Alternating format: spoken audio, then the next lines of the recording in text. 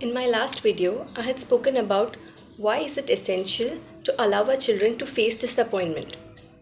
But what do we as parents do when our children face disappointment? Can we just ignore them or just allow them to face things on their own? Hi, this is Dr. Janice, and in this video, I want to talk to you about what we as parents could do when we see our children face disappointments. What is our role as parents? So the first one is to allow our children to vent out. Let their emotions flow. It's very unhealthy to keep disappointed feeling inside. If your child wants to cry, whine, or sit in a corner and keep sulking, let them. Allow them to vent out. Second is to stay calm and stay positive. Children are very smart. They pick up our non-verbal communications, our body languages very well.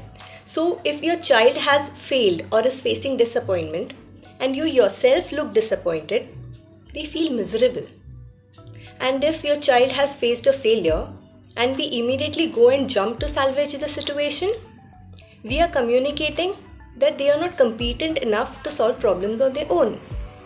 So if instead of jumping to find solution, if we could just stay calm, we are modeling our children how staying calm during disappointment is the first step to get a solution. The third step is to listen and validate. Listen with empathy what our children are trying to communicate with us without any judgment, and acknowledge their feelings. When a new toy breaks, it must be a very small thing for us, but for our children, it is a big deal.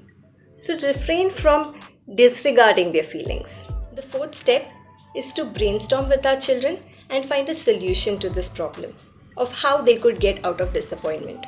And when the children are coming up with solutions, we can actually use this time to tell your own stories of disappointment, how you have faced disappointment and how you have come out of it. So the children know that there need not be any shame attached to failures or disappointments. And from my experience, I can say that children really like to hear stories, especially stories about their father and mother.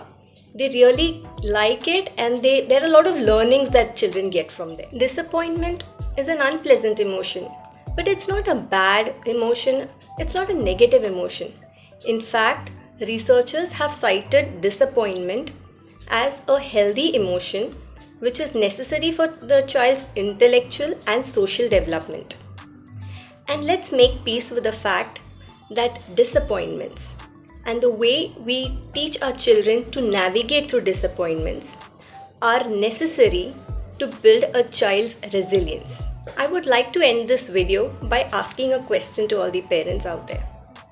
Why don't we allow our children to face disappointment? Is it because it makes us sad to see our children sad?